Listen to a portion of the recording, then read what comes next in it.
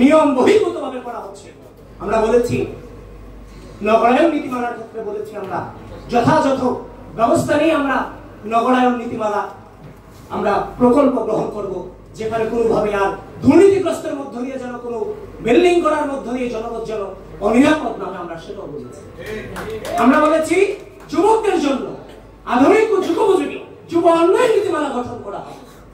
আমরা বেকার তৈরি করব সেটা বলিনি, আমরা আধুনিক ও যুগোপযোগী যুব উন্নয়ন নীতিমালার জন্য আমরা স্বপ্ন দেখছি। তার মানে আমাদেরকে রাষ্ট্রের দায়িত্ব পালন করবার জন্য অপপ্রচার করার প্রয়োজন নাই। আমাদের কাছে আছে স্বপ্ন, যে স্বপ্নগুলো আমরা দেখে আসছি বিগত 17 বছর ধরে, সেগুলো বাস্তবায়নের সময় এসেছে। বন্ধুগণ, এই রাষ্ট্র বিগত দীর্ঘ দুঃশাসনে যে পরিস্থিতি ফেস করেছে সেটা রাজনৈতিক অস্থিতিশীলতা। সে রাজনৈতিক অস্থিতিশীলতাকে মূলোৎপাটন করবার জন্য কারা সংস্কারের কথা বলেছিল। আজকে অনেকেই সংস্কার বলেন। আজকে যারা সংস্কার নিয়ে আমাদের সমালোচনা করতে চান, সেটা তো আমরা তৈরি করে দিয়েছি বলে আমাদের সংস্কারের উপর আপনারা সমালোচনা করেন। আপনারা নতুন করে তৈরি করে যে সমালোচনা করবেন সেই ক্যাপাসিটিও তো আপনাদের নাই। বন্ধুগণ, আমরা বলেছি হিংসা ও প্রতিশোধের রাজনীতির বিরুদ্ধে সকল মত ও পথের সমন্বয়ে বাংলাদেশি জাতীয়তাবাদী আদর্শের ভিত্তিতে একটি অন্তর্ভুক্তিমূলক, বৈষম্যহীন এবং সম্প্রীতিমূলক সমন্বিত রাষ্ট্র সত্তা গঠন করব এবং সকলকে নিয়ে রাষ্ট্র সত্তা গঠনের জন্য জাতীয় সমন্বয় কমিশনের কথা কারা বলেছিল 2023 সালের 13 জুলাই আমরা ঘোষণা দিয়েছি।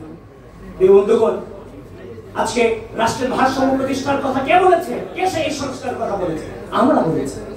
নির্দলীয় নিরপেক্ষ তত্ত্বাবধায়ক সরকার ব্যবস্থা কারা বলেছে? আমরা বলেছি। প্রধানমন্ত্রীর দায়িত্ব পালনের সময়সীমা নির্ধারণের কথা কারা বলেছে?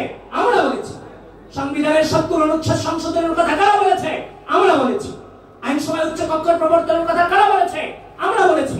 নির্বাচন কমিশন গঠন, নির্বাচন ব্যবস্থা সংস্কার এবং সংশ্লিষ্ট আইন বিধি সংশোধনের কথা কারা বলেছে? আমরা বলেছি।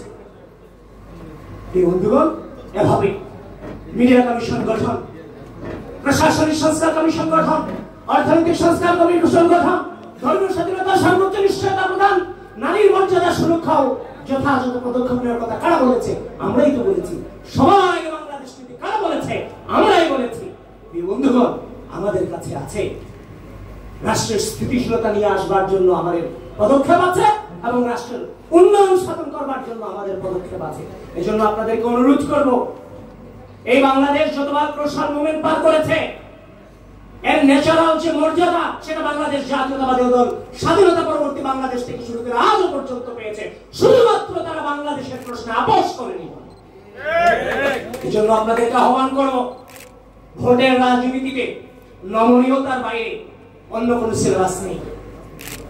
আমাদের পিন্ডিও নিবে না, আমাদেরকে দিল্লিও নিবে না, আমাদেরকে বাংলাদেশে বসবাস করতে হবে। এজন্য প্রত্যেকটা মানুষের কাছে যান, গিয়ে নমনীয়তার সাথে দায়িত্বটা নেওয়ার চেষ্টা করেন। উগ্রতা নয় কিংবা জেদ নয়, মানুষের কাছে নমনীয়তার মধ্য দিয়ে আমাদের বিগত দীর্ঘ দুঃশাসন, বেগম খালেদা জিয়ার দীর্ঘ কারাবন্দী, জনাব তারেক রহমানের এই যে নির্বাসন, সবকিছু মিলিয়ে এই বাংলাদেশের একমাত্র নিরাপদ আশ্রয়স্থল বেগম খালেদা জিয়া এবং তারেক রহমান, এটা গোটা বাংলাদেশের মানুষ ধারণ করে। আপনাদেরকে সেটা ধারণ করতে হবে এবং মানুষের কাছে যেতে হবে এবং বলতে হবে আমরা আপনাদের জন্য দায়িত্ব গ্রহণ করবার জন্য প্রস্তুত। আমরা দেখিয়ে দেব আর এই বাংলাদেশে কোনো দুর্নীতি হবে না, আর এই বাংলাদেশের কোনো রাজনৈতিক দলকে দেশ ছেড়ে পালিয়ে যেতে হবে না। আমরা সেই সুশাসন এবং ডেভেলপমেন্ট দুটোই আমরা বাস্তবায়ন করব ইনশাআল্লাহ। দিল্লি নয়, পিন্ডি নয়, অন্য কোন দেশ, সবার আগে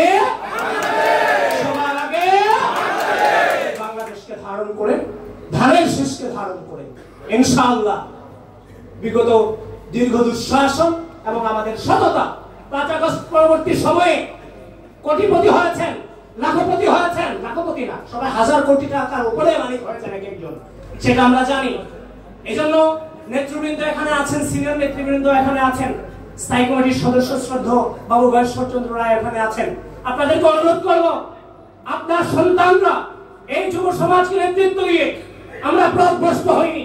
5 আগস্টের পরে কোন মন্ত্রণালয়ে ঘুরিনি, কোন টেন্ডার বাণিজ্য করতে যায়নি, আমরা আমাদের সততা প্রদর্শন করেছি। কিন্তু এই তরুণ সমাজের মধ্যে যারা এই দেশে মানুষের ইমোশন নিয়ে যারা দুর্নীতিগ্রস্ত হয়েছে তাদের বিচার এই বাংলার মাটিতে হতে হবে। এই ব্যাপারে কোনো ছাড় দেওয়া হবে না। প্রিয় বন্ধুগণ, আপনারাও সৎ পথ অবলম্বন করবেন সে আশাবাদ ব্যক্ত রেখে আগামীতে ধানের শীষকে বিজয় করবার জন্য ঐক্যবদ্ধ থেকে আমাদের লড়াই চালিয়ে যেতে হবে সে আশাবাদ ব্যক্ত রেখে 31 দফা সম্পর্কে প্রত্যেকের ধারণা